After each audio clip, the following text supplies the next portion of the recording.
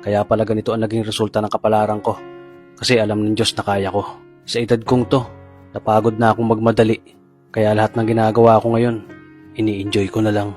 Siguro sa dami na rin ng aking pinagdaanan, napagtanto ko na ang buhay ay mas malawak at mas mahiwaga pa sa mga problemang dumarating sa buhay natin. Tumatanda na tayo, baka sa kakahabol natin sa masagana at maayos na buhay, ay hindi na natin nai-enjoy ang buhay. Baka nabubuhay na lang tayo dahil nape-pressure tayo sa sasabihin ng ibang tao.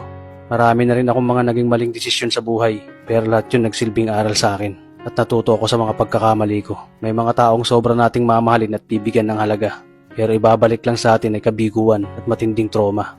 Kaya wag nating lilingunin ng mga taong tulad nila dahil mas payapa kapag hindi ka na interesadong malaman pa kung ano pang balita sa kanila. At wag mong idepende ang sarili mo sa kahit kanino.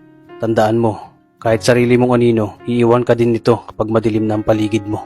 Kailangan natin matutunan na huwag ikumpara ang sarili natin sa iba dahil hindi natin laban ang laban nila. Karera mo to, di nila karera. Dahil ang buhay ay hindi naman nasusukat sa kung sino ang mayaman, kundi kung sino ang payapa.